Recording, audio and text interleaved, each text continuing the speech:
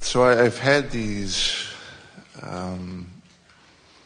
communications with the non-physical side that started, I guess, several years ago, and I was just looking for some clarification on what has happened in the past 7 or 8 years. Does it feel to you like something that you've been asking for? Actually, no.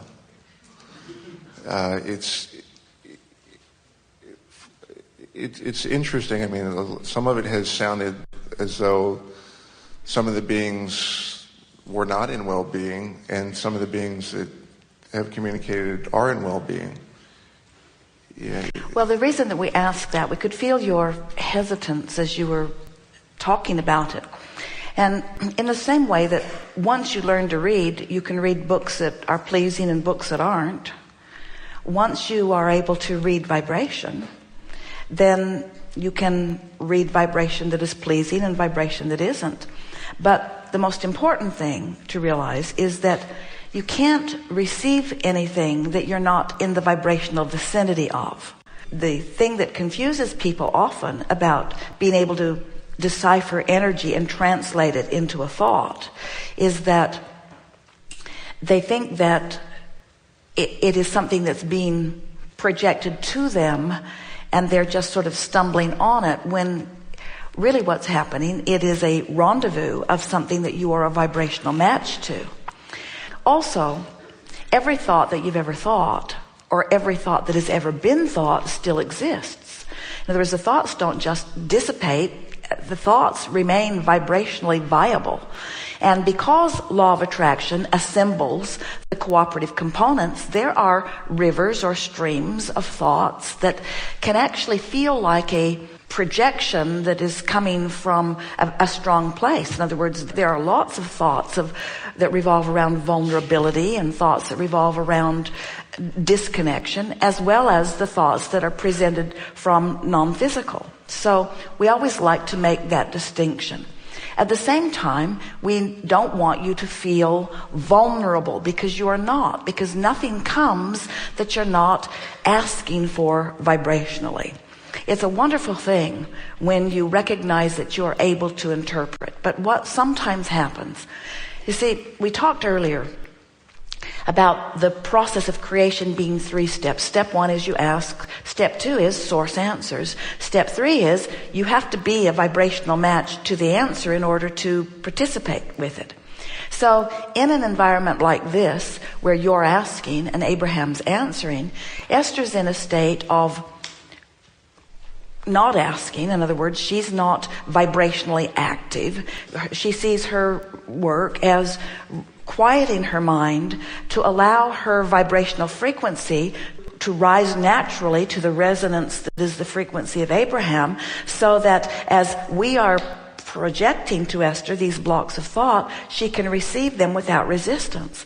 And in a setting like this, is very easy for her, because she prepares herself, she makes sure she's in a good place, she does her best to think about positive things, she meditates the day before, especially while she's sleeping, in the morning of. In other words, she tunes herself to the frequency of Abraham. And even what you see as she is standing waiting for us to come forward is her intention is to quiet her mind, to make sure that there is no resistance within her vibration that would hinder this interaction.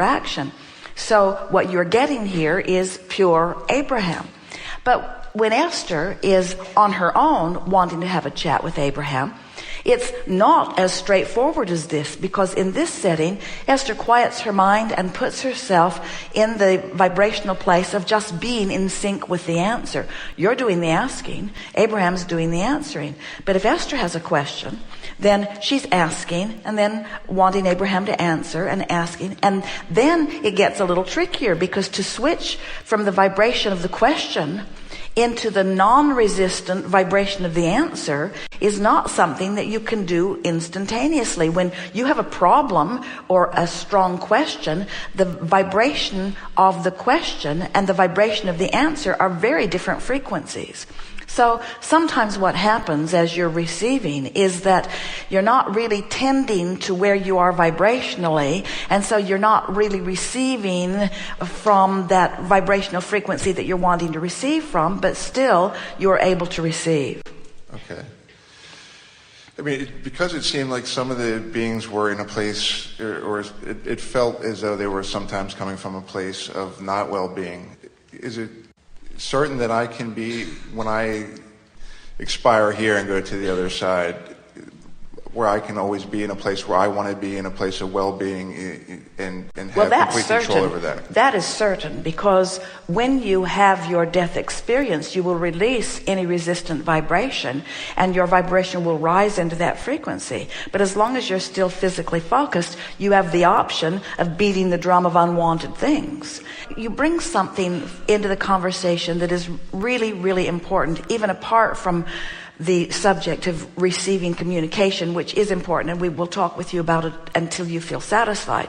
But what you've introduced to the conversation here that we really do want to chew on is that so often, almost always, people approach or make the effort to solve their problem from outside the vortex when they're really aware that they've got a problem.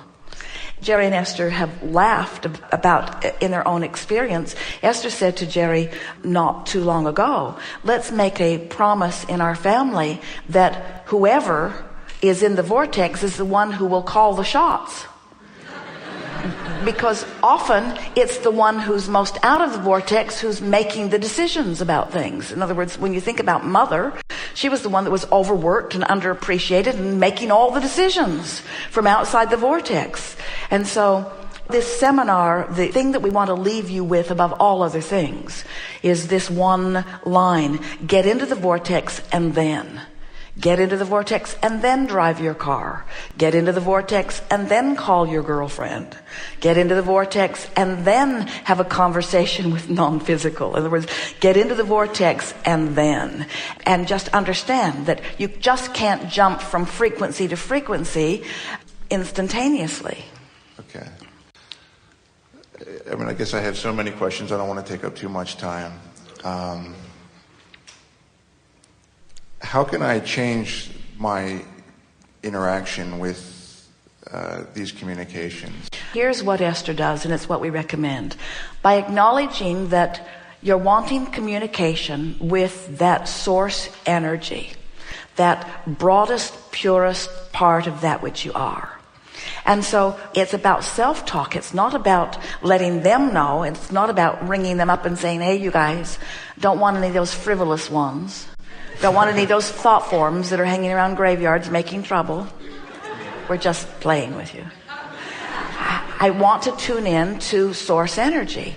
And I want to make sure that I'm a vibrational match to it. And then just have the experience of it. One thing that you know for sure is that no one is controlling you. In other words, it's all about your invitation and your vibrational resonance with it. And so if you start receiving something and it doesn't feel right, then just say later. Just say later and just release it and get on with whatever you're doing. We promise you there is not a group of energies, angels or devils, that are lurking just waiting to pounce on an open vessel. It's not like that at all. You summon and allow through the vibration of your being, you see. Now, we want to make this clear to everyone. You are vibrational beings, first and foremost. Your source energy in physical bodies. And sometimes even the idea of this interaction between physical and non-physical sort of freaks people out. When you are source energy in physical bodies. In other words, it's funny to us that anyone would find this non-physical relationship off-putting at all, because you are all extensions of source energy. And the only thing that ever makes your life squirrely or unpleasant or uncomfortable is when you get crossways of that energy in some way.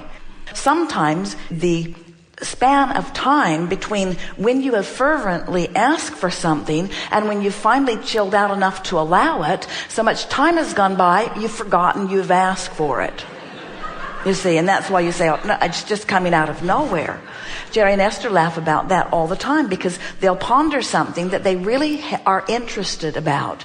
And then the following day, it will present itself to them in so many ways because you are never forgotten. What you want is always in the mix, and Source and all of the cooperative components are working to deliver to you every detail that you are vibrationally ready to receive.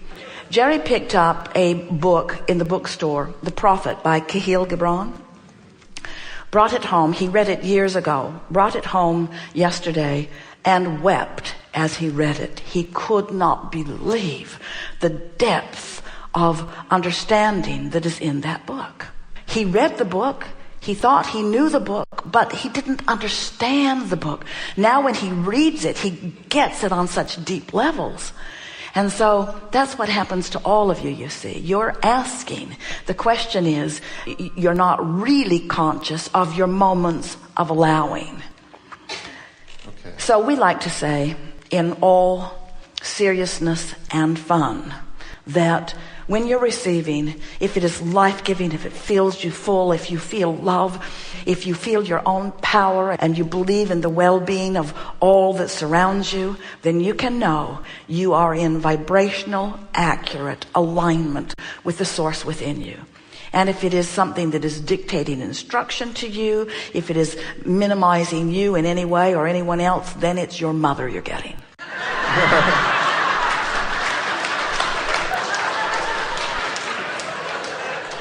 And we mean that in the nicest way. Yeah. Thank you very much.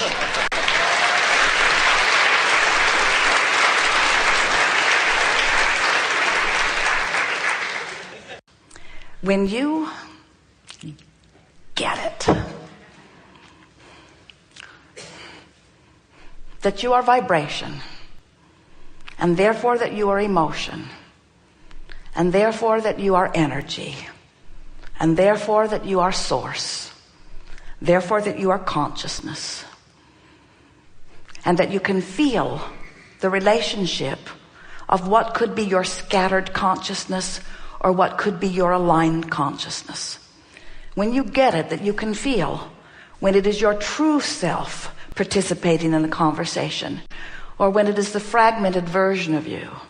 When you can tell by the confidence that you feel, or the insecurity that you're feeling, or the love that you're feeling, or the hesitation that you're feeling, or the joy that you're feeling, or the concern that you're feeling. When you begin to describe to yourself your life experience through the emotional sense, now you are tapping in to your understanding that you are a vibrational being. And when you accept fully your vibrational nature, all limitations cease to be.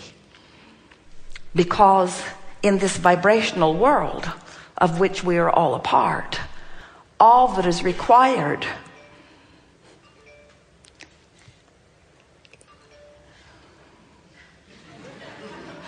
that's almost as good as a drum roll.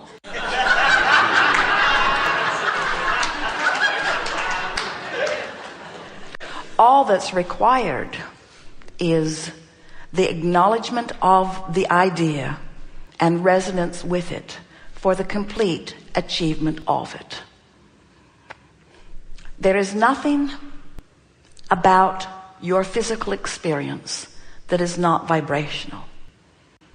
Therefore, there is not a moment in time that there is not a vibrational relationship that you could be aware of. If you will tune yourself to the way you feel and spend less time trying to explain how you feel to another, but instead trying to achieve how you feel for yourself. If you will spend less time trying to analyze what's taken place or describe it, and more time just reaching for the feeling of resonance with who you are. From inside the vortex, it is our promise to you, you will become very articulate.